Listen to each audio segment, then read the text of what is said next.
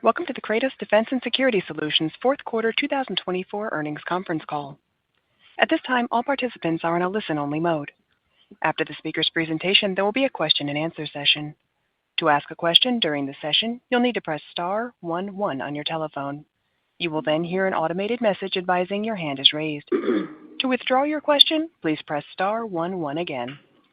Please be advised that today's conference is being recorded. I would now like to hand the conference over to Marie Mendoza, Senior Vice President and General Counsel. Please go ahead. Thank you. Good afternoon, everyone. Thank you for joining us for the Kratos Defense and Security Solutions Fourth Quarter and Full Year 2024 Conference Call. With me today is Eric DeMarco, Kratos' President and Chief Executive Officer, and Deanna Lund, Kratos' Executive Vice President and Chief Financial Officer. Before we begin the substance of today's call, I'd like everyone to please take note of the safe harbor paragraph that is included at the end of today's press release. This paragraph emphasizes the major uncertainties and risks inherent in the forward-looking statements we will make this afternoon. Please keep these uncertainties and risks in mind as we discuss future strategic initiatives, potential market opportunities, operational outlook, financial guidance, and other forward-looking statements during today's call. Today's call will also include a discussion of non-GAAP financial measures, as that term is defined in Regulation G. Non-GAAP financial measures should not be considered in isolation from or as a substitute for financial information presented in compliance with GAAP. Accordingly, at the end of today's press release, we have provided a reconciliation of these non-GAAP financial measures to the company's financial results prepared in accordance with GAAP. With that, I will now turn the call over to Eric DeMarco. Thank you, Marie.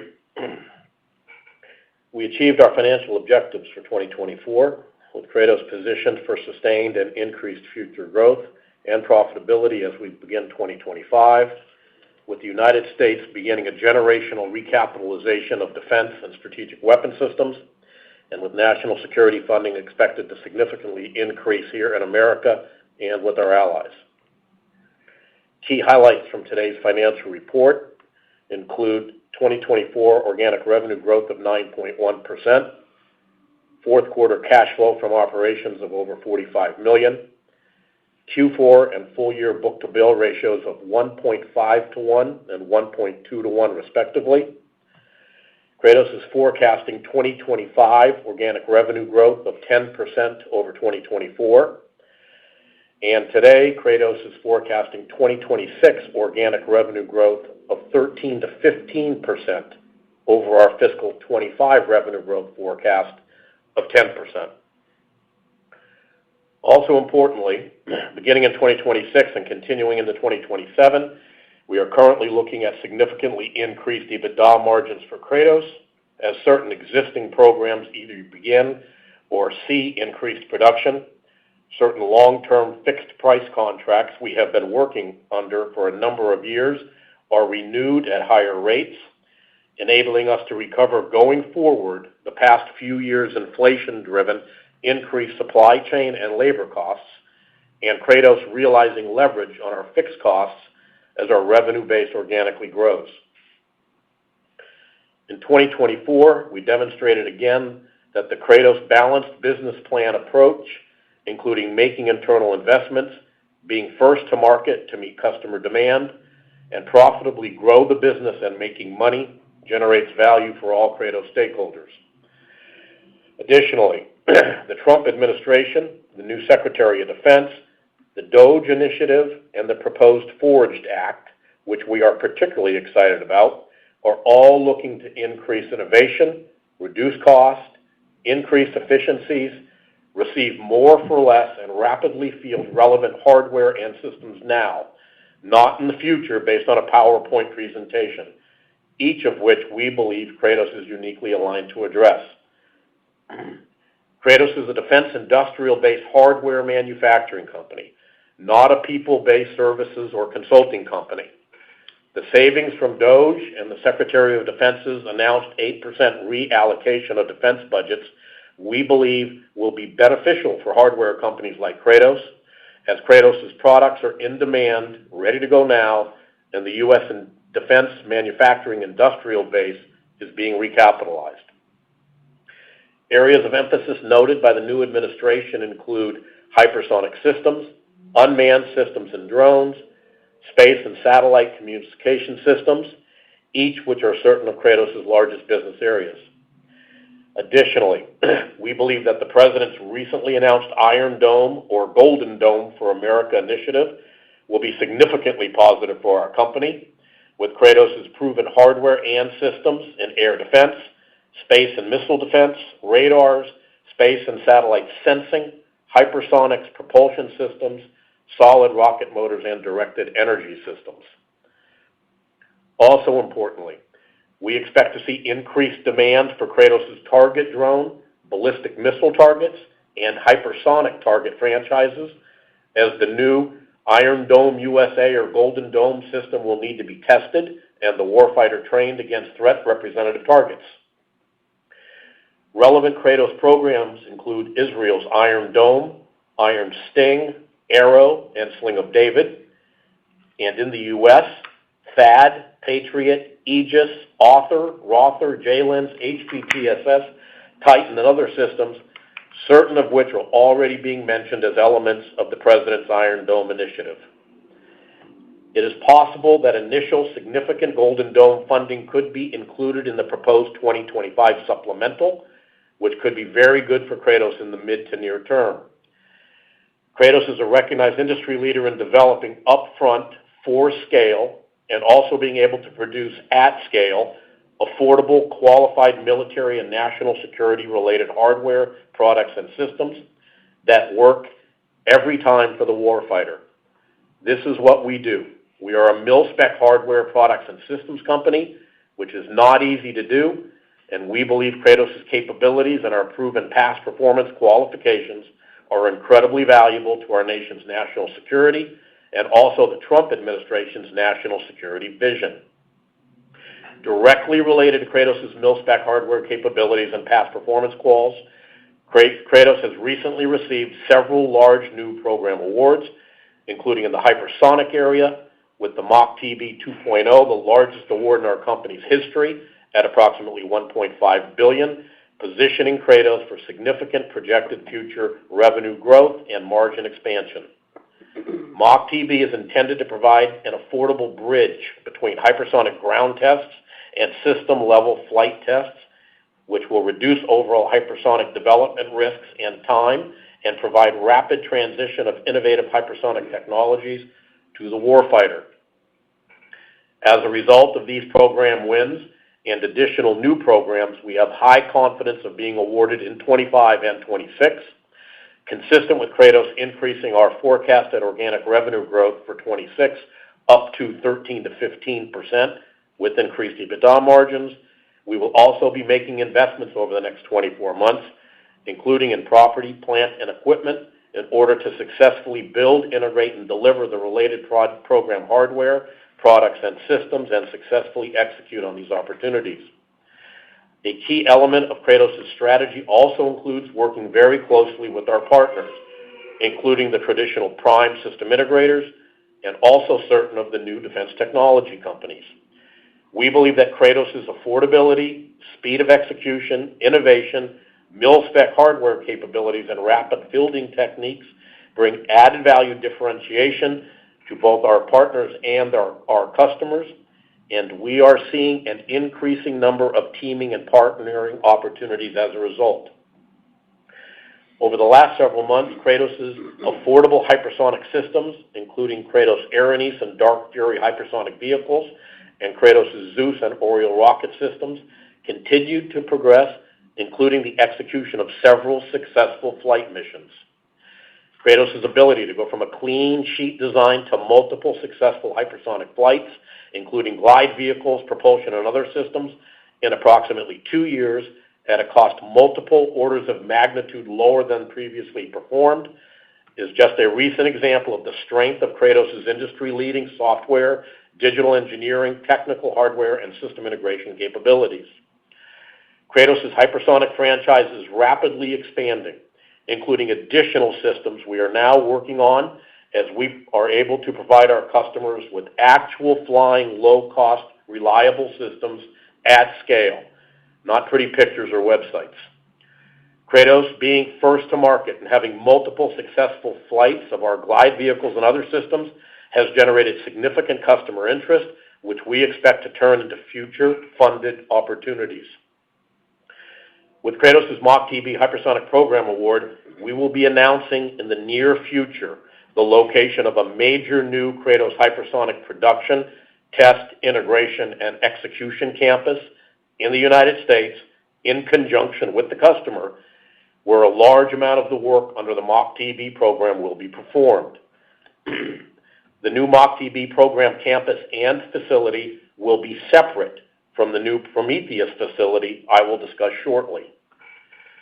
Consistent with Kratos' internal investment strategy, Kratos' MACH-TB hypersonic campus and facility is not a build it and hoped for they will come, but rather we typically have a customer, a program or contract award, or a partner commitment before we commit significant resources so that we are comfortable with the rate of return on our shareholders' investment. Kratos' MACH-TB hypersonic system campus and facility will be an important capital investment in 25 and 26, and once complete, the MACH-TB program is expected to begin to significantly ramp up thereafter. Under MACH-TB, we currently expect to generate nominal revenue in the second half of 25 as we began to receive and integrate certain long lead hypersonic system, solid rocket motors, and other elements we ordered previously in anticipation of the award, with this initial work being performed at existing Kratos facilities, with an expected significant program ramp beginning in 26 and increasing in 27 with the new facility coming online. We are also now zeroing in on the location for a separate from MACH-TB and separate from Prometheus additional new Kratos Hypersonic System Initiative facility called Project Ares, which location we hope to identify and report to you in the second half of this year with customer-funded work beginning in 26.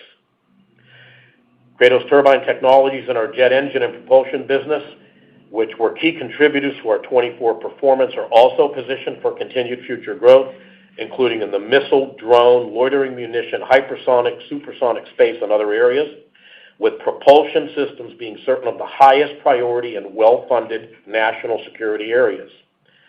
The demand for Kratos' engine and propulsion systems, including our Spartan family of small jet engines for cruise missiles, is strong and increasing, and we continue to expand our current facilities and establish new facilities to successfully execute the program awards we have already received and others we expect to receive.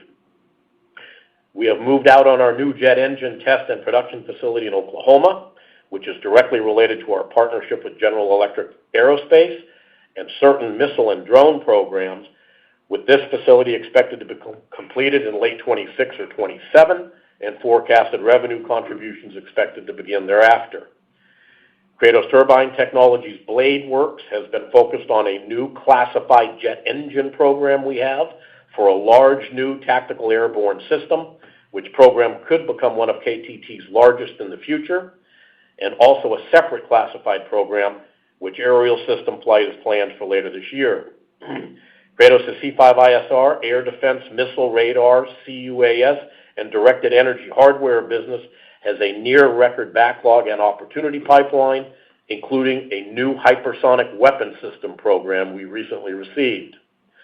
Kratos' C5ISR hardware business has several programs beginning production or expected to begin production in 25 and 26, including this new hypersonic program and the new Defense of Guam system. Kratos' microwave electronics business, which supports Iron Dome, Tamir, Iron Sting, Arrow, Barak, and other systems, also has a record-level backlog and opportunity pipeline, with the expansion of our existing microwave facility and our new production facility, both in Israel, expected to be completed in 25. A few weeks ago, Kratos acquired the business of a small U.S. microwave company, Project Phoenix, or Norden Millimeter, that we have known for a number of years, which will provide us accelerated access to certain new customers and programs we've targeted. Kratos' unmanned systems business is also forecasting growth for 2025, with the potential to significantly exceed our current forecast we provided today if certain tactical drone opportunities come to fruition on the currently anticipated timeline. Since our last report to you, and including recently, there has been a lot in the press on drones, the types of drones needed to deter our enemies, and importantly, that drones must be low cost and able to be fielded in large quantities, with the new administration's initial indications on drones also being positive. It was recently announced that Kratos has received an additional Valkyrie-related contract with the Marine Corps, and in the announcement, the Marines stated that the Marine Corps are at the vanguard of collaborative combat aircraft, or CCA, development, and that the Marines intend to field an operational CCA squadron with the tactically relevant aircraft equipped with effective, affordable mission system payloads. Additionally, the Marine Corps also recently published its latest Marine Corps aviation plan, including a detailed update on Project Eagle, a secretive initiative which includes a 2-year experimental test phase of Kratos' Valkyrie, with flight tests increasing in 2025. Kratos Valkyrie has been performing under the PAC-P program with the Marines, with the Valkyrie now transitioning to the much larger MUX-TAC-Air program, which looks to enhance the effectiveness of F-35 fighter aircraft in peer-near-peer conflict by acting as a loyal wingman capable of providing offensive and defensive assistance by leveraging various capabilities. Kratos' customer-funded Apollo and Athena programs are also proceeding well, and I am particularly pleased with Thanatos, which I believe, similar to Valkyrie, is going to be a game changer for Kratos. Though we remain convinced that Kratos' tactical drone business is going to be very successful, we will remain cautious and not include potential significant tactical drone sales in our financial forecast until we receive or are extremely confident of a contract. Kratos' target drones are in demand, including with the increased global demand for air defense, missile, radar, and other systems, all of which need to be regularly tested and exercised, and the warfighters trained against threat representative targets. And as I mentioned earlier, we expect Golden Dome USA to be a new opportunity set for Kratos' target drone business. Kratos continues under contract with the government customer, where we are integrating Kratos' low-cost jet engines into several Kratos drones, including, as previously publicly disclosed, Kratos' Airwolf and Firejet, which are scheduled to fly later this year. Once successful, we expect that Kratos' jet engines will reduce cost and increase performance and reliability of these Kratos systems, and we believe that Kratos will be one of the only vertically integrated companies that produces a jet aircraft and its engine within the same organization, reducing supplier risk, cost, and increasing speed of execution. The engine integration plan is part of Kratos' company-wide initiative to vertically integrate certain critical components and subsystems in order to reduce supply chain and cybersecurity risk, lower cost, and reduce delivery time to our customers. Related to our vertical integration initiative, Kratos is continuing to invest in 3D printing, additive manufacturing, machining, milling, laser, machinery, and other equipment related to hardware, composites, carbon materials, and other exotic mil-spec related materials to support Kratos' programs, contracts, partners, and our customers. We are currently in the process of expanding our tactical and target drone engineering, production, test, and integration facilities in anticipation of both new and increased current program activity. Kratos' Ghost Works, including our air-gapped capability, has been focused on Thanatos and an additional Valkyrie variant that we are developing, and now also a new black system. We expect Kratos' satellite communication business with our OpenSpace virtualized C2 and TT&C software system to return to growth in 2025, including as we have recently received a number of national security-related program wins, which is reflected in this business's fourth quarter 2.3 to 1 book-to-bill ratio. We currently expect Kratos' satellite business to be a primary contributor to Kratos' forecasted increased EBITDA margins in 26 and 27. This is based on current program delivery expectations. The geopolitical and global security landscape, which aggregate funding exceeds $2 trillion, with the United States accounting for approximately $1 trillion of this amount is providing a robust opportunity set for companies like Kratos, with opportunities for Kratos having never been stronger and that are continuing to increase. Representative of the large number of customer opportunities and initiatives that have recently approached Kratos or become available to Kratos include, in the hypersonic area, Project Ares, Project Helios, Project Anaconda, and Project Vulcan, each of which, similar to Prometheus and our engine partnership with GE Aviation, I hope to be able to provide you in the future with the nature of the program or opportunity, its location, and the customers or partners we're working with on each one.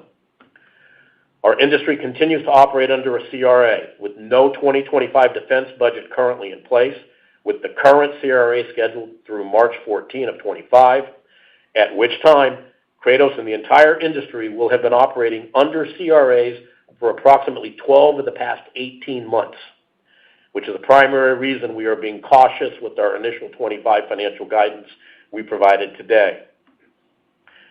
Execution challenges include the difficulty in obtaining and retaining qualified personnel, including those willing and able to obtain national security clearances, the related cost of these individuals, supply chain issues, and the increasing cost of materials in certain areas.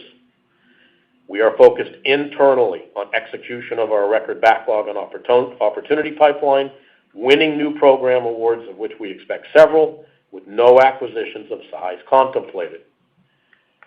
Now for our Prometheus announcement today. We have announced that Kratos and Rafael have established the Prometheus Energetics joint venture, a U.S.-based merchant supplier of solid rocket motors and energetics. Kratos is honored to partner with Rafael and be the trusted agent to introduce Rafael's energetics technology and implement their proven manufacturing processes and procedures in the U.S. market. Kratos has a deep, decades-long relationship with Rafael, including Kratos' Israeli-based microwave electronics business, where today we have several hundred personnel located and working on Israeli missile, radar, satellite, and other national security systems. Kratos has a long history of successfully advancing innovation, developing disruptive technologies and rocket motor specifications to enhance warfighter capabilities, and Kratos makes the ideal partner for Rafael here in the United States. Prometheus is an approximate 50-50 partnership between Kratos and Rafael, with the manufacturing facilities to be located on a 500-acre site in Bloomfield, Indiana, near Naval Surface Warfare Center Crane, and will include Prometheus' corporate headquarters, solid rocket motor and energetics engineering, test, production, and integration facilities, where approximately 300 people will ultimately be employed. Rafael will be the anchor customer for Prometheus and intends to have Prometheus produce tens of thousands of solid rocket motors and energetics for existing and expected future demand. Prometheus will be CFIUS, FOCI, etc. compliant in order to be able to fully address United States as well as Israeli national security requirements. Kratos and Rafael have each committed to invest up to approximately $87.5 million in capital for the establishment of Prometheus and the required property, plant, equipment, and personnel needed for the new state-of-the-art energetics manufacturing campus and facilities. Kratos and Rafael's investments are expected to be made ratably over the approximate next 2 years, with the majority of the investment currently contemplated to be made in 26. The total aggregate approximate $125 million investment in Prometheus is expected to potentially be substantially offset or reduced by various industrial-based related funds we have been working on securing since last year. Prometheus is projected to begin production in 27 after construction of the plant and once Rafael's technology transfer is completed and certified for operation. Now, very importantly, the solid rocket motors, energetics, and warhead manufacturing operations to be executed by Prometheus during production will utilize the same proven, fully qualified technologies and processes currently used in Rafael's Israeli production facility for multiple missile programs. This will significantly reduce risk and time to market for Prometheus. This is the qualification, which is another first-to-market type competitive advantage for Kratos and Prometheus. As I mentioned, Rafael intends for Prometheus to produce tens of thousands of SRMs and energetics delivered over multiple years to address its increased demand. As such, Prometheus has a currently forecasted annual base case revenue of several $100 million a year once at rate production, which would close the business case for Kratos' investment. Accordingly, this is not a build it and hope they come type situation. As part of the phased approach we are taking, strategic objective merchant supplier Prometheus is expected to expand into the development, build-to-print, and manufacturing of additional customer SRMs and warheads to meet ever-expanding domestic needs supporting the U.S. industrial base. With Prometheus's significant intended base case production quantities intended by Rafael, we are confident that Prometheus will be extremely cost competitive as a merchant supplier supporting the U.S. industrial base as a result of the intended large quantities of Rafael-sourced energetics produced at the Prometheus manufacturing facilities and the leverage of these quantities over the required fixed cost base. We also believe that Prometheus, as a merchant supplier of SRMs and energetics, will be very well positioned for the Trump administration's new Golden Dome initiative. Prometheus has already met and coordinated with the U.S. government, potential U.S. customers, and these customers' future demand requirements. As a result of our preliminary work related to potential third-party customers, Prometheus's potential longer-term future annual revenue is currently expected to reach up to approximately $1 billion in revenue annually, as Prometheus becomes a supplier for additional systems and platforms produced by key U.S. primes and others. Prometheus and its strategy is consistent with Kratos' capabilities, including Kratos being a leader in hypersonic or advanced systems, strategic systems, ballistic missile targets, suborbital research vehicles, sounding rockets, and solid rocket motors. Kratos has served the U.S. advanced systems, hypersonics, and missile defense communities for decades, delivering numerous novel systems and flight tests.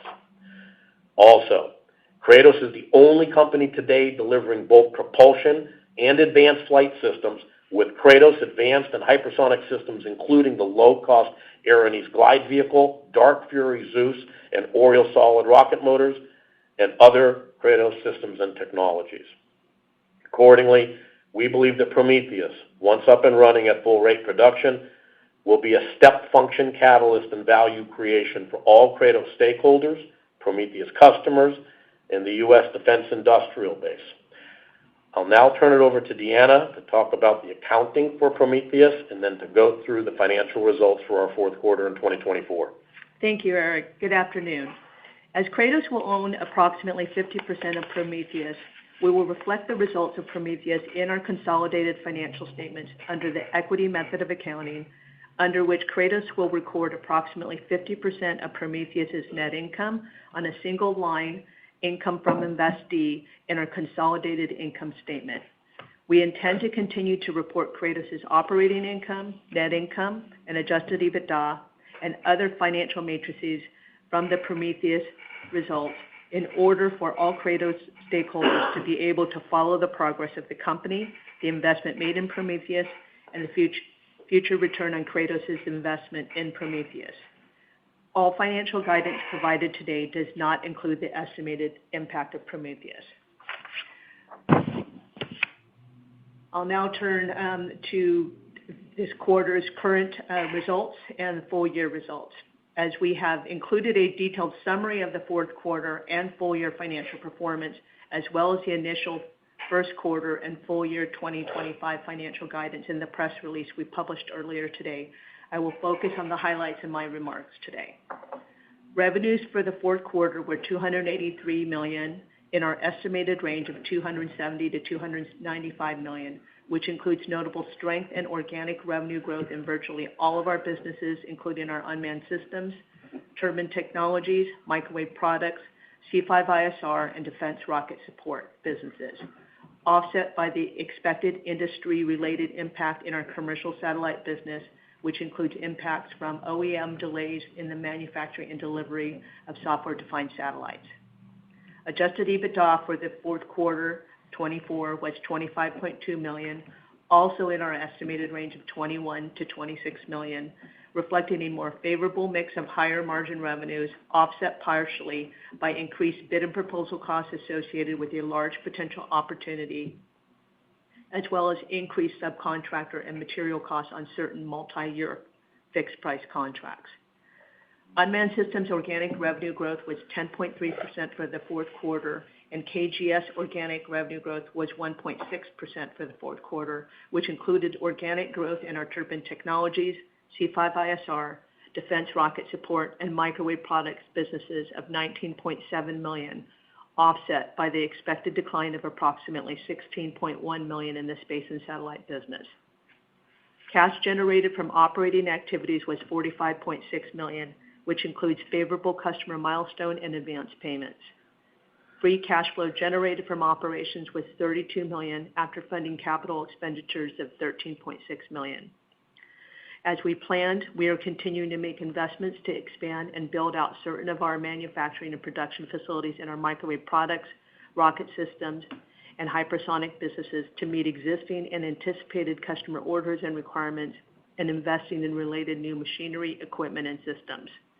We are also continuing to manufacture the 2 production lots of Valkyries prior to contract award, with these investments expected to continue and expand in 2025, which I will cover later. Consolidated DSOs, or days sales outstanding, decreased from 105 days in the third quarter to 104 days in the fourth quarter. Our contract mix for the fourth quarter was 69% from fixed-price contracts, 25% from cost-type contracts, and 6% from time and material contracts. Revenues generated from contracts with the U.S. federal government during the fourth quarter were approximately 68%, including revenues generated from contracts with the DoD, non-DoD federal government agencies, and FMS contracts. In the fourth quarter of 24, we generated 13% of revenues from commercial customers and 19% from foreign customers. An operational priority remains the hiring and retention of skilled technical labor across the company, with total Kratos headcount of 4,067 at the end of the fourth quarter, as compared to 4,047 at the end of the third quarter and 3,932 at the end of the fourth quarter of 23. Now moving to financial guidance. Our financial guidance we provided today includes our expectations and assumptions for our supply chain's execution and for employee sourcing, hiring, retention, and the related cost. We have also taken into consideration in our 25 guidance operating under a federal fiscal year 25 continuing resolution authorization, which currently expires March 14, 2025. If the current CRA is not resolved by March 14th, the industry and Kratos will have operated under CRAs without a DoD budget for approximately 12 of the previous 18 months, with Kratos having a number of new and existing programs and contracts which are directly being impacted by the current CRA. Kratos' 25 financial forecast and guidance provided today assumes that the current CRA will be resolved by March 14, 2025, and that a U.S. federal and DoD budget, which includes no unexpected funding cuts impacting our business, occurs. If the current CRA goes substantially beyond the existing March 14, 25 deadline, or if there are significant reductions or changes to programs, contracts, or initiatives that Kratos is or expects to be involved with, we will evaluate Kratos' 25 and future financial forecasts at that time, based on the existing facts, circumstances, and expectations. Our forecasted revenue guidance for 25 includes the estimated impact of the recent Project Phoenix or Norden asset acquisition, which is expected to contribute approximately $20 to $24 million in revenues. Excluding the impact of the recent acquisition, our forecast includes organic revenue growth from 2024 of a range of approximately 9 to 11%. 2025 unmanned systems revenues are estimated between $285 and $295 million, or approximately 5 to 9% organic growth. As Eric mentioned earlier, we will remain cautious and not include any potential significant tactical drone sales in our forecast until we receive them. As a reminder, the 2024 target drone revenues included approximately $19 million in revenues from a foreign target drone shipment, which was recorded as revenue upon shipment, which will impact the year-over-year comparison for target drone and overall revenues for unmanned systems. Tactical drone revenues are forecasted to be approximately $45 to $50 million for 2025, up from approximately $36 million in 2024. Non-tactical or target drone revenues are forecasted to be $240 to $245 million in FY25 compared to $247 million in 24, which included the $19 million related to the international target drone shipment. KGS revenues are forecasted to be between $975 to $990 million for FY25, up from $865 million in 24. Excluding the impact of the recent Norden acquisition, organic revenue growth for KGS is estimated to be approximately 10 to 12%, with organic growth expected across all business units within KGS, with the most notable drivers expected to be in our hypersonic and ballistic missile target business. We have taken into consideration the impact of increased material and subcontractor costs on certain of our multi-year fixed-price contracts, specifically in our unmanned systems target business, where we have experienced cost growth from certain ancillary materials on our targets and for which we are unable to seek recovery from the customer until the renewal of future production lot contracts occurs. As we have discussed in the past, these production lots are typically negotiated and awarded in 5-year production lots, with certain of these having been negotiated in 2020 and 2021. We are working to mitigate the continued future impact of cost growth on these materials as much as possible. As we mentioned earlier, we are making investments for capital expenditures for property, plant, and equipment, including the expansion of our manufacturing and production facilities and related inventory builds in our rocket systems and hypersonic businesses, primarily related to the recent MACH-TB 2.0 contract award, the continued manufacture of 2 production lots of Valkyries prior to contract award to meet anticipated customer orders and requirements, the expansion and build-out of our microwave products production facilities, the expansion and build-out of our small jet engine production and test cell facilities, and the build-out of additional secure facilities for our federal secured space communications business in accordance with contract and customer requirements. We have provided the details of these investments in our press release published earlier today. In addition, we are making investments of approximately $25 to $30 million related to certain inventory buildups for our hypersonic and ballistic missile target business and enhancements to certain unmanned vehicles that are not included in our capital expenditures estimates, as these amounts will be reflected as investments in other assets and not property, plant, and equipment, and will therefore impact our forecasted 2025 operating cash flows. We have not included the estimated investments for Prometheus in our guidance provided today. As Eric mentioned, the majority of the investments are contemplated to be in 2026. Although these investments were not included in our guidance today, certain of these investments, including the Prometheus-related investments, were contemplated when we did our equity raise last year. As a reminder, we ended the year with $329 million in cash, 0 drawn on our $200 million line of credit, and $185 million on our term loan. Great. Thank you, Deanna. We'll turn it over to the moderator now for questions.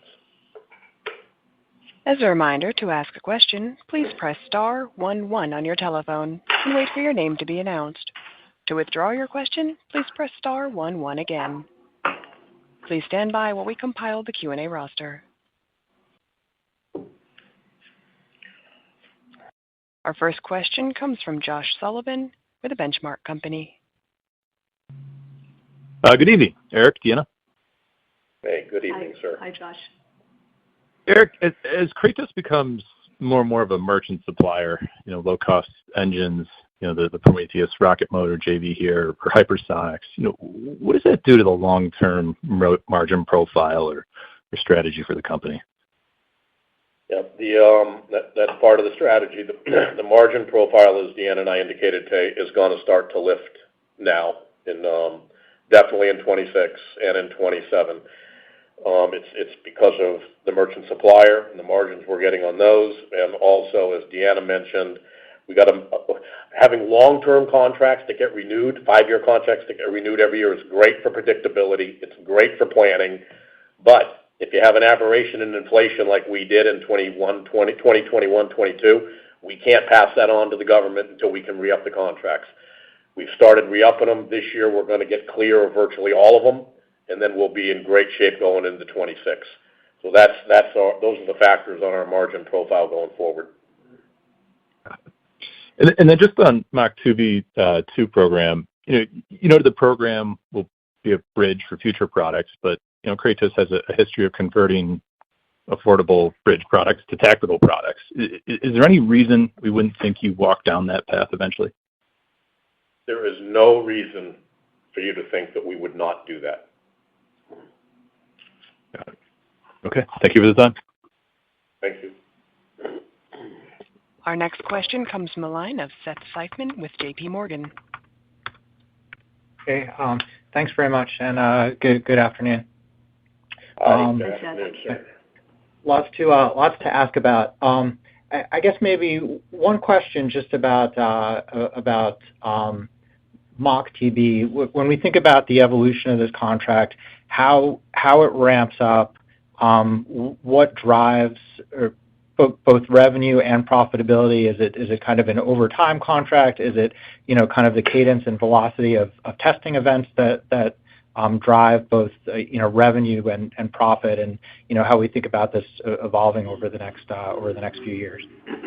Yep. So the Mach TB contract is primarily an aerial test contract. There are not enough test assets in the United States of America on the ground, and definitely not in the air. And why not in the air? Because Kratos is one of the, if not the only company that has relevant hypersonic systems flying today. That's us. The industrial base is in trouble, which is one of the great opportunities for us, and the government sees that. The long lead items for SRMs, for the flight vehicles, for these assets, including most of them are ours, is long, up to a year.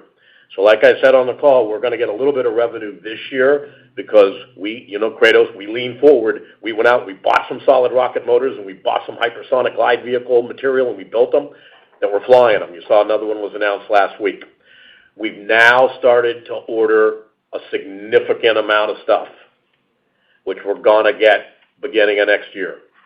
We're in close conjunction with the customer on this, and the op tempo, which is all laid out. It was specifically laid out when we bid this program. So we've got the roadmap on launches with the customer, our launches, and all the team members underneath us. It's planned to significantly ramp starting in 26, ramp even more in 2027 and 28. And what's happened recently, I couldn't be more happy about, including just today, where we're underneath the Secretary of Defense. Another confirmation individual came out and specifically said, we need more hypersonic testing. We need more aerial hypersonic testing. Hegseth has said that we are in a great position here because there is a dearth of testing capability in the country.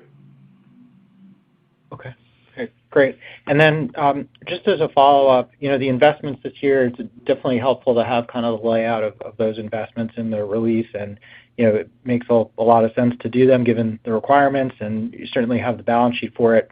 When we just think about how to model out the level of investment going forward and kind of where cash flow goes after this year, even if it's qualitative, are there any kind of any kind of guideposts you can provide in that regard?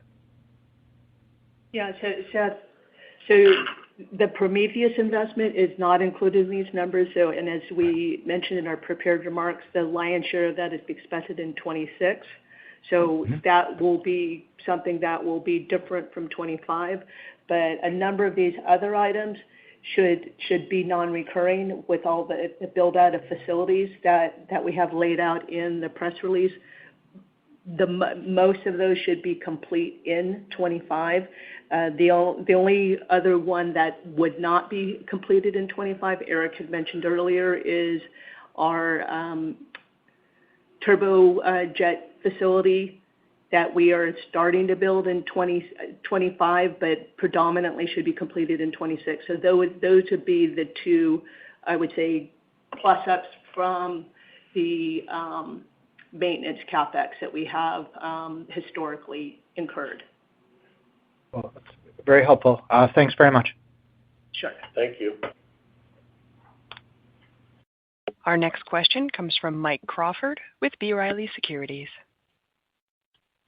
Thanks. Can you talk about what your objectives are with your defense electronics business? You, at one point, owned all of Hurley. You sold most of it to Ultra Electronics. You retained the Israeli piece. You bought CTT a couple of years ago, and now Norden. So I imagine you must have, with Norden, 50, 60, 70 million of such revenue now. And you talked about in your remarks some accelerated capabilities. Could you just go into that in a little bit more detail?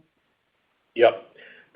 So as we know, Kratos has incredibly positive relationships with the traditional primes, and also now with some of these new defense technology companies. And as you indicated, Mike, we had a very substantive microwave business in the U.S. We sold it. The non-compete ended a few years ago, and we made a decision to re-enter the market.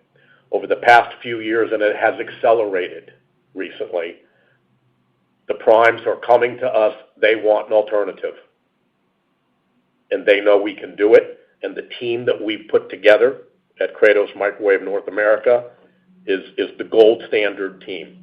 I don't want to get into it, but they're the gold standard team. The primes know them and they like them.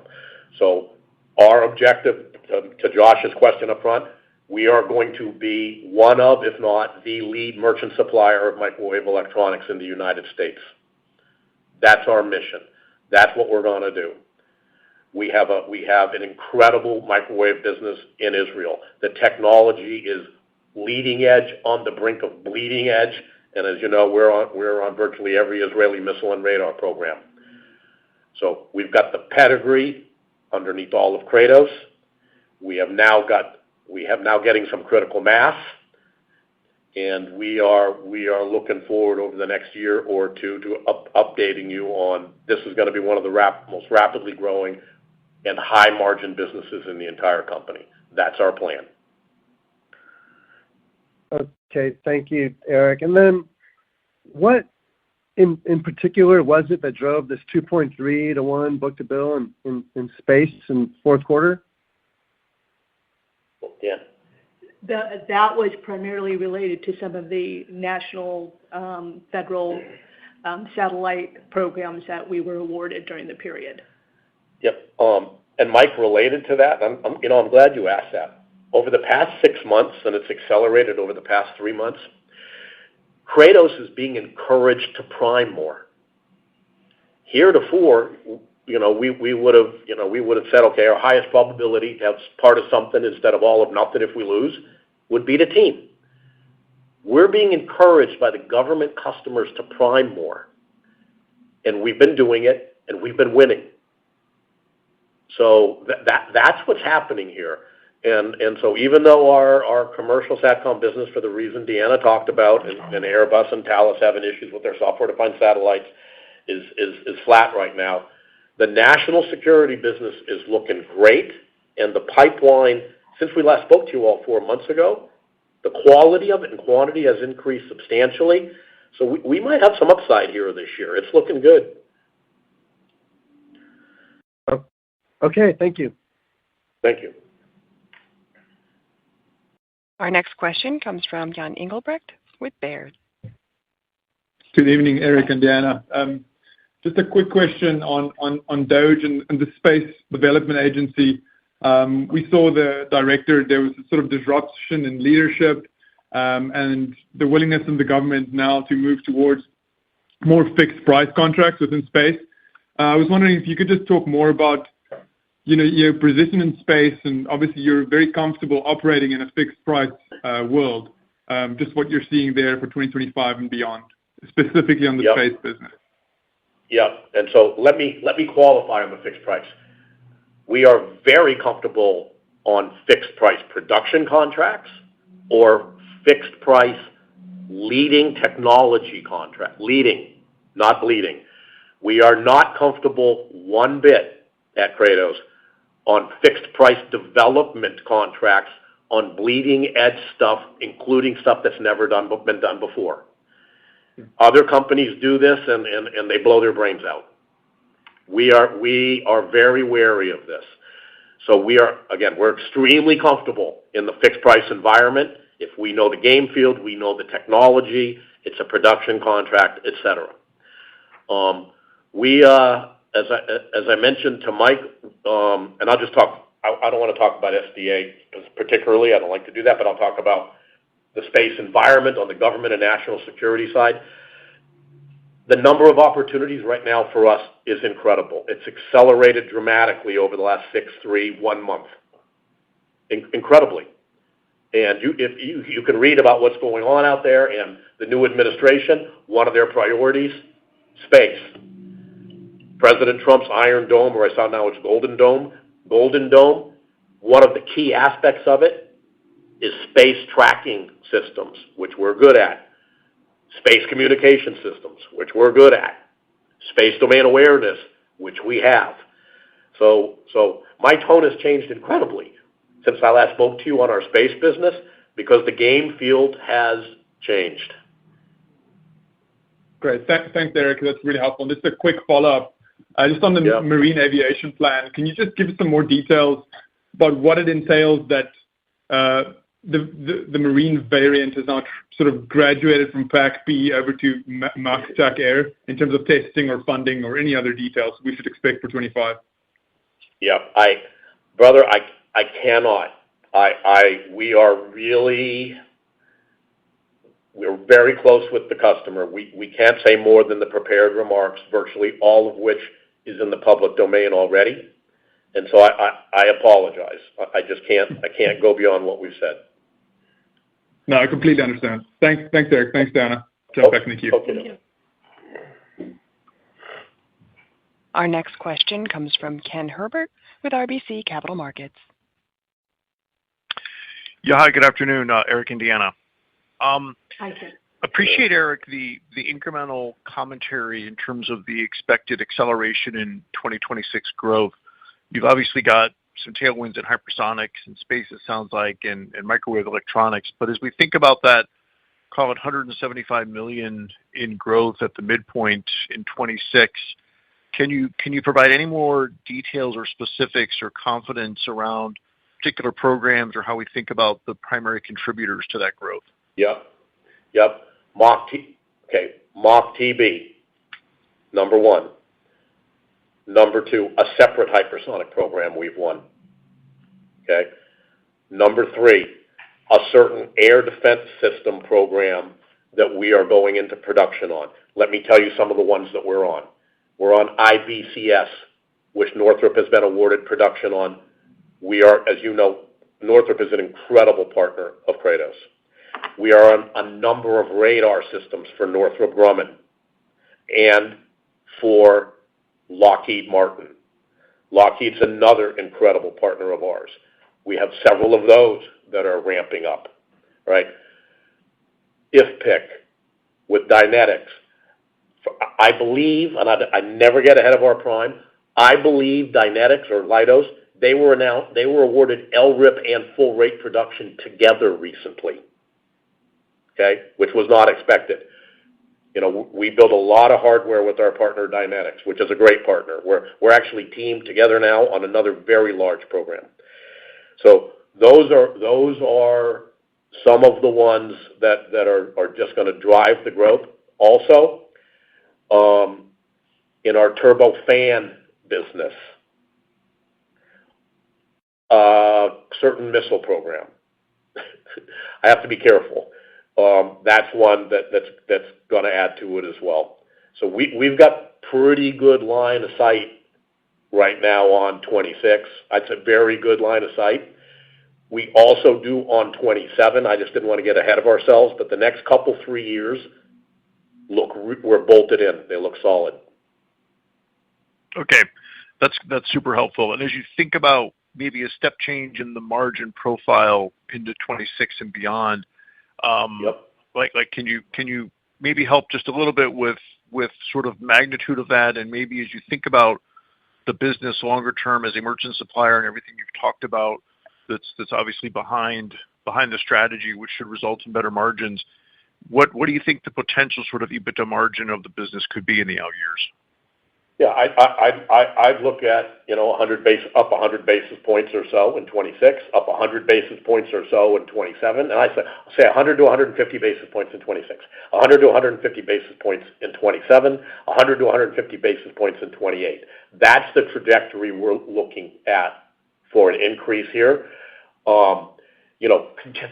Continuing, I could be very precise if we would have budgets on October 1st, but we're not going to. So timing could move around a little bit, but that's going to be the up and right trajectory because we've got these lower margin fixed price contracts. They're not falling off. We're renewing them. We're getting them re-upped with higher rates.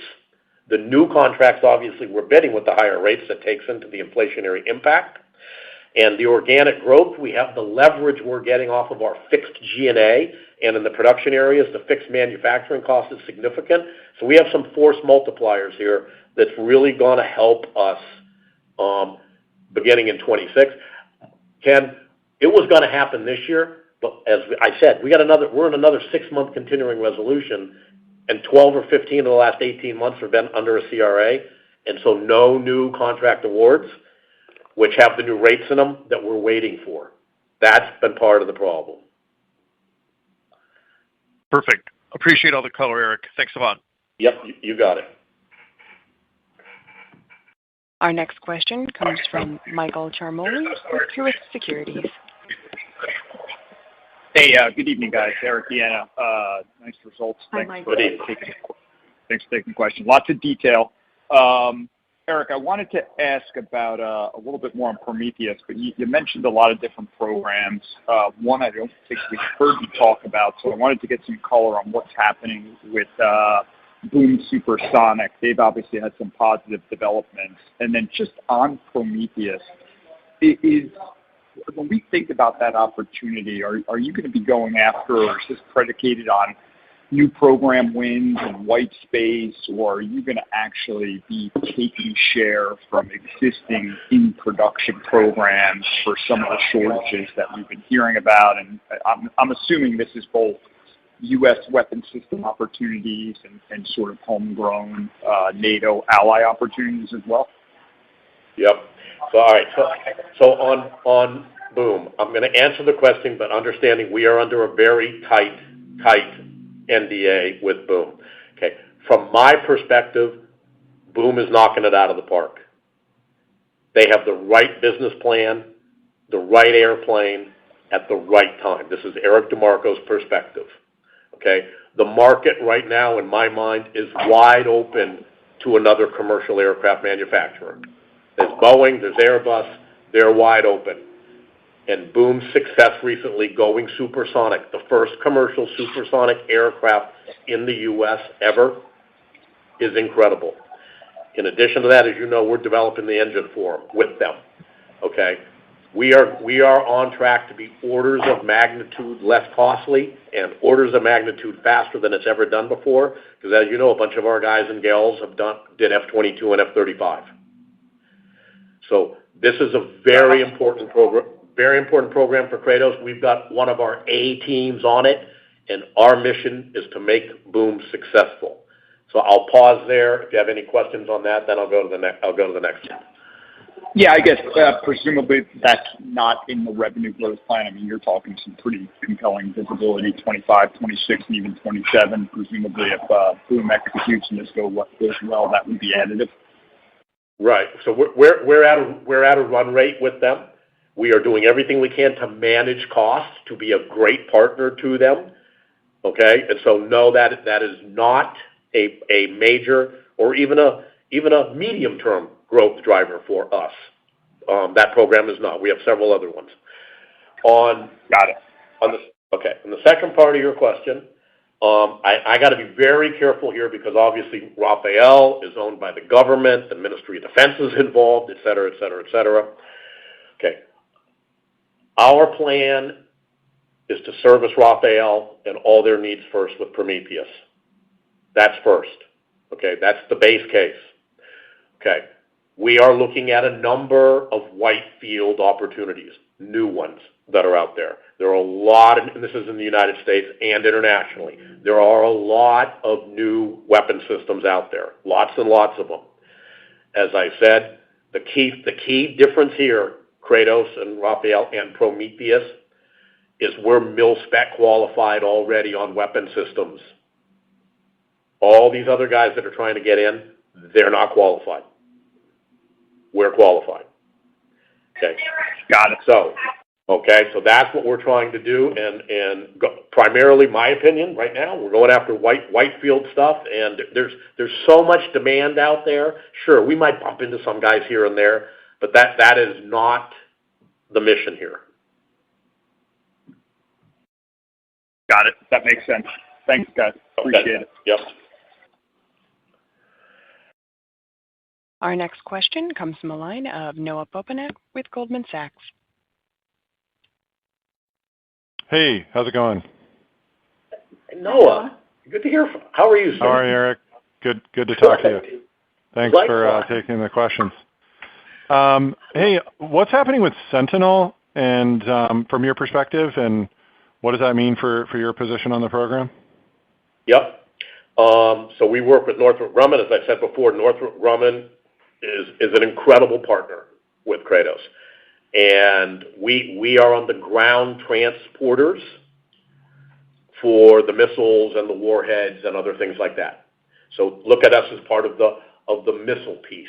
That's where we are. So we are not part of the silos or the underground infrastructure and stuff like that you've been reading about. So with that as the premise, from my perspective, Northrop's knocking it out of the park. They're doing a great job, and this program's doing a great job. I mean, these again, this is I'm not getting ahead of my partner here, but we're talking about systems that were put in the ground in the 60s and 70s. And it's been pushed to the right forever for all kinds of reasons by the Pentagon and by Congress. And now we have no choice. And so my perspective, it's going great, and Northrop is doing great. Okay. So the re-examining of requirements related to ground, even though you discuss being tethered to parts of the program that are ground, your parts of the program are different than what's being re-examined?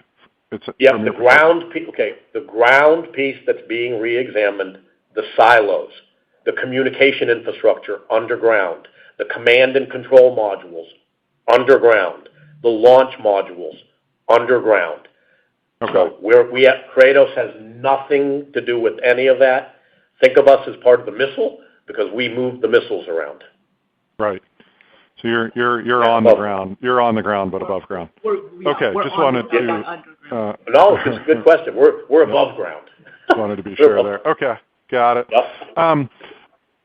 Just maybe trying to get a little more from you on this capital expenditure you're going to make.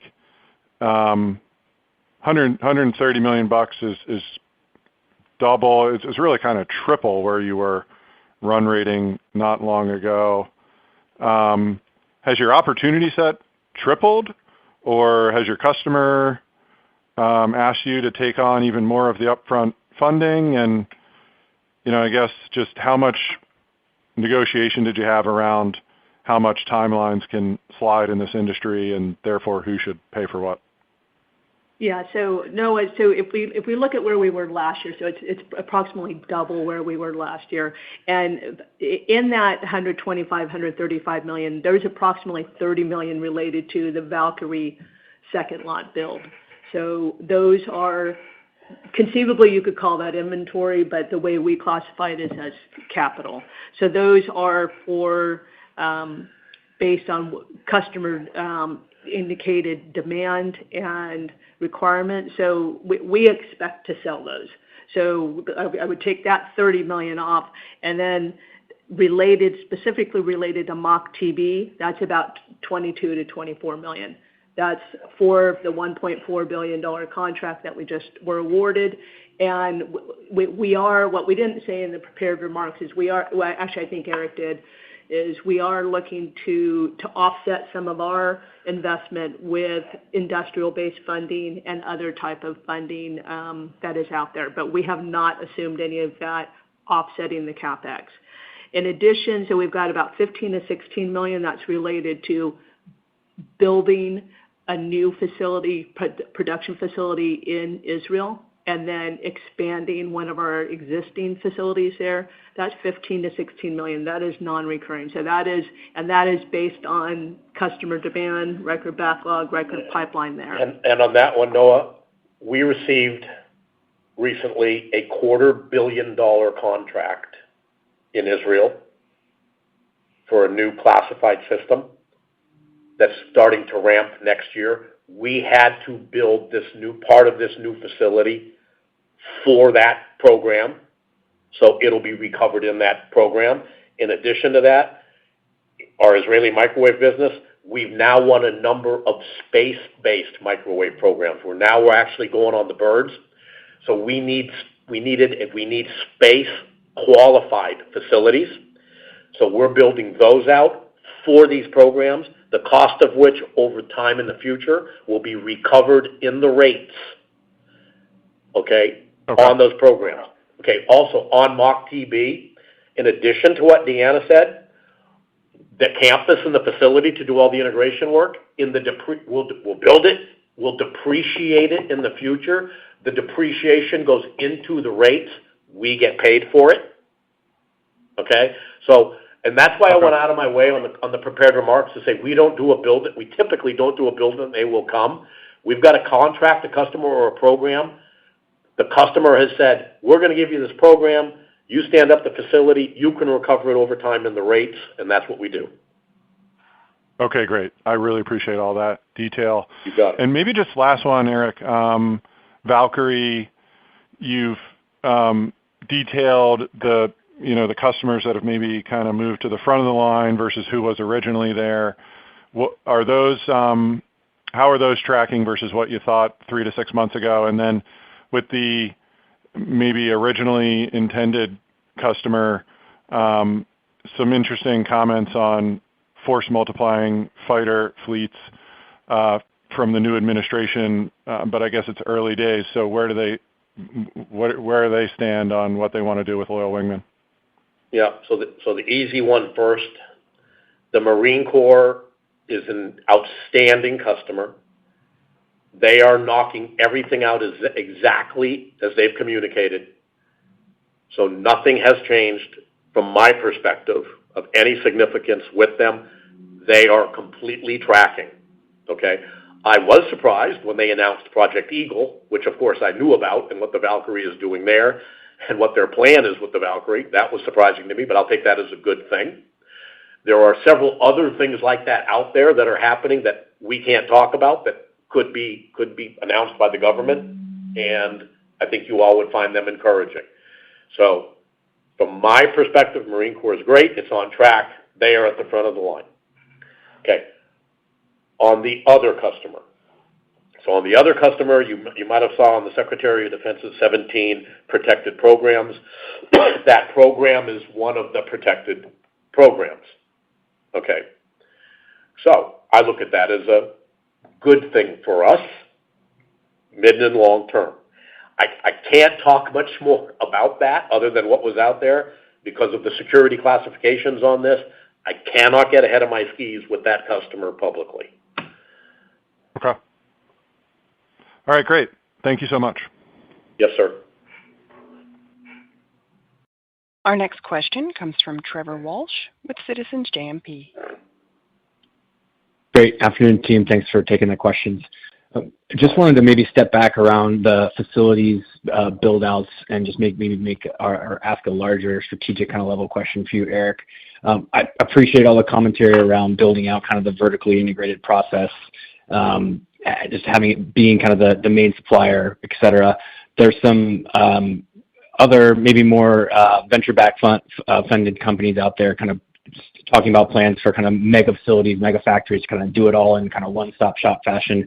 Wondering, that seems sort of different, obviously, from how you guys are approaching things. Can you maybe just give us some of the puts and takes around kind of how you think about those two approaches differently, and whether that's something you guys would think about longer term, or if there's just kind of significant downside in your mind in terms of that approach, or how that may or may not work out? Yeah, I'll definitely talk about Kratos' approach, because I know that one. As we've been chatting about this afternoon, we are very fortunate. We have incredibly great relationships with Lockheed, with Northrop, with Leidos, with Dynetics, with General Electric Aviation, with Rafael. All right?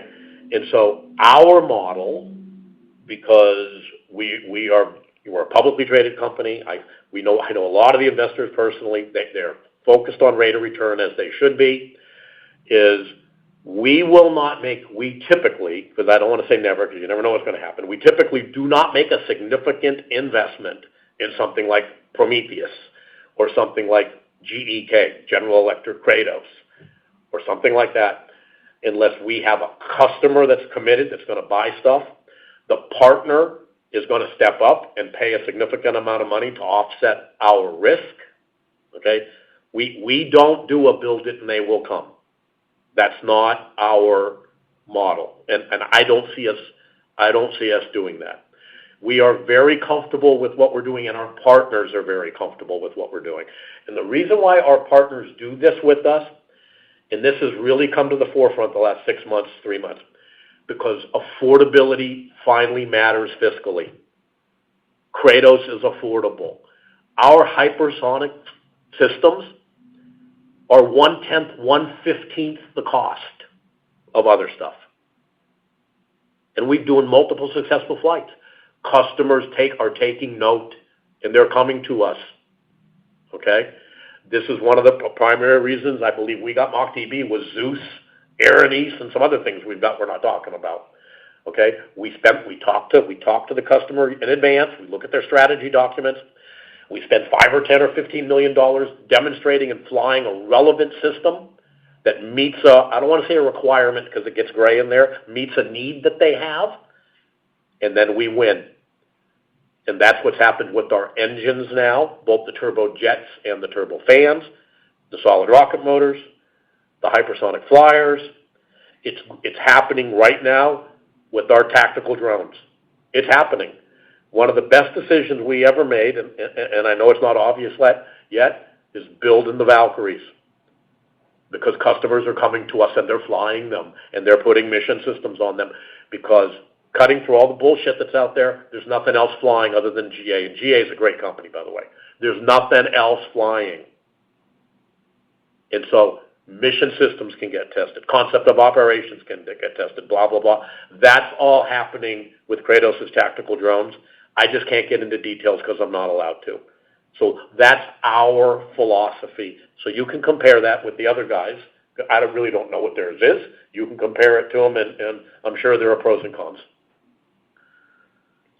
That's great. Thanks, Eric. Maybe just one clarification for Deanna, if I can. So the MACH-TB facility that Eric mentioned, that was the new kind of site to be determined, is that incorporated in that 22 to 24 line item in the breakout in the press release, or is that, because I think you had said some of that. Okay, got it. Okay, but some of that's going into 26, I think, if I heard it correctly, 25 and 26. So is there a little extra? A little bit. Okay. Yeah. Okay. Thanks. Perfect. Appreciate it. Thanks all. Thank you. Yep.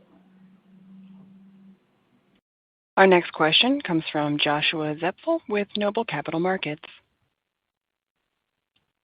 Hey, good evening. Just filling in for Joe. Hey, good evening. Hey, so I just kind of have a couple of just housekeeping questions. Most of them might have been answered. You guys touched on it a little bit earlier, but can you kind of just get a little update on just the facilities in India and Israel? I know you guys said in 25, but I know you guys previously expected it to be in Q2. Is that still on target for that? On track, Okay. If it moves into July, but we're on track because we got customers that need the product, and so they're with us, and we're working it. So on track Q2. Okay. And then on India, is there any sort of timeline for that one? Just any color on that? On which one? The microwave product facility in India. Oh, in India. Oh, yeah. You think the U.S. government is slow? Boy, and I have ants in my pants. I'm going to say in 2026, all right? But if this time next year you ask me and I say 2027, that's India time. And I love India, but it's just the way that it is. So we're not going to put a lot in our financial plan until that facility is actually up and running because things move at a different pace sometimes. Okay, that's helpful. And then, kind of just looking at 2025, just the unmanned segment, I know, you guys have had a little bit of the margin kind of compression there, but it sounded like last quarter leverage is going to be off, off this fixed infrastructure. How should we look at that kind of profile and coming in this new year? I think we're going to continue to see some of the pricing pressures that we've seen on cost growth from inflation on subcontractors, because that's where we're seeing the biggest impact on those fixed price contracts. So we will continue to see a headwind in 2025.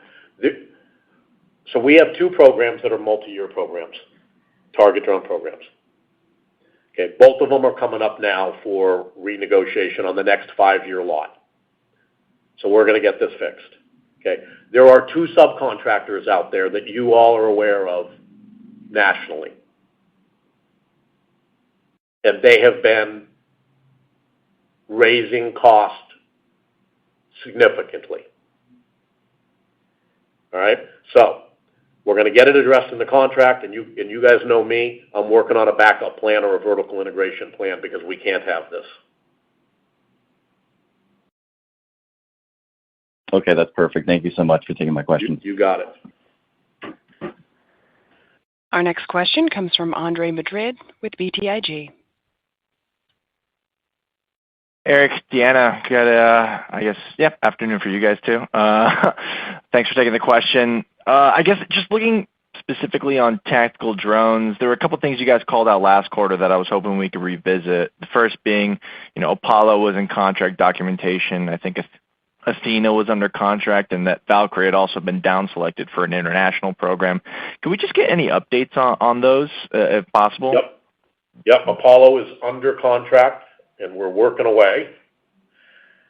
Athena is under contract, and my tummy tells me later this year, because of the nature of the work, it's going to be expanded. So that one's going great. And on the international one, we won. We've won. And, we've won. And we're working with State Department right now. And that's all I'm going to say. Could you give any color on maybe just the cadence of these programs, like as a whole, maybe just to not give away too much info? Like, how should we be thinking about the step up? Yeah, so part of the revenue increase that Deanna talked about in the unmanned business for 25 over 24 is a result of Apollo and Athena. Okay? Mm-hmm. And international's not getting baked in yet? The international one, a little baby, we've hedged it. I've hedged it. Because it includes delivery of airplanes. Got it. We've hedged it. Yeah, because it's international. This is all cool, but it's international. It's State Department. We had a change in administration, which has slowed things down, and so we're going to be very cautious here until we get it done. But we won. Okay. No, that's great to hear. No, very glad to hear that. And if Me too. Pivoting away from that, if I could just squeeze in one more. If we look at space and sat, I know you kind of talked to the demand levels across government and commercial and their differing values, but could you maybe just talk to us about what mix currently stands at the business and what you might want it to look like in the out years, in terms of how much commercial versus gov? Yeah, it's like 2/3, 1/3 right now. 2/3 gov, 2/3 national security, DOD, other government agencies, stuff like that. 1/3 commercial, roughly. Probably it's got to go to 80-20 government commercial, because government is kicking butt and it's growing, and commercial is going to be kind of sort of flat. Okay? We need these satellites to go up.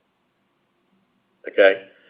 The operators need these satellites to get fixed and go up. The operators, they're smart. They're not going to deploy. We've already won the programs. We've won. They are not going to deploy our ground equipment until the satellite's up in the sky, which makes perfect, I hate it, but it makes perfect business sense, and it's what I would do. And so that's the dynamic we've got going here. Eric, that's super helpful. Thanks so much for the color. I'll leave it there. Yep, thanks. Our next question comes from Pete Skibitsky with Alembic Global. Hi, thanks, guys. I'll try to be quick here, just a couple. Deanna, just to wrap up kind of the margin discussion, the margin headwind in 25 is all at targets in USD. Are you expecting KGS to actually expand margins in 25? Or are there headwinds there as well? We're expecting some expansion in KGS. The lion's share is in unmanned systems. Okay. Thank you for that. And then just last one, on the CapEx spend on the Valkyrie second production lot, that $30 million this year, does that complete that second production lot? And are you expecting future lots to be capitalized as well, or are you going to switch to more of an inventory spend after that? So the second lot of 12, so the first lot of 12 is substantially done. The second lot of 12 there will be a little bit carryover into 26, but the lion's share is in 25. As far as future production, we would expect it probably to be more traditional in inventory rather than CapEx. If we lean forward again, but based on how things are tracking with 3 customers, okay, that are customers, I think we're going to sell what we're building, and then we're not going to need to lean forward anymore, and it's going to go to a more traditional programmatic relationship. We would have done what we needed to do to get installed and get the initial orders and go into production. I don't think we're going to lean forward. It's unlikely we will lean forward again and build additional capital Valkyries. We're not going to need to do that. Okay. Very helpful. Thanks, guys. Yep. Thank you. Our next question comes from Ellen Page with Jefferies. Hey, Eric, Deanna, it's actually Sheila Kayalu. How are you? Hi, Sheila. I didn't want to pull a Noah, Eric. I didn't want you to be upset with me. So I'm on. You called out Thanatos as a particularly promising program along with several others within KUS. What are sort of the next steps as we think about the contract progression there and, that it's being bid for? Yep. We got a number of flights between now and the end of this year, all the way into Q4. We've been very successful so far. We have to continue to be successful on what we're doing here with this, and it's confidential, it's classified. I can't talk about it. Assuming we're successful, we are hopeful that in 25 we will get a 26, excuse me. In 26, we will get a follow-on contract, and they'll actually start ordering some units to expand the concept of operations they're trying to develop for this platform. Okay. And then maybe as a follow-up, I know Doge was asked about earlier, how have you thought about bracketing that into your guidance? Oh, yeah. So in my opening remarks, Sheila, I talked about Doge. Doge is a huge win for us, and we're seeing it. So we don't have consultants. We don't have service contracts. We don't have labor-based contracts. We build mil-spec hardware.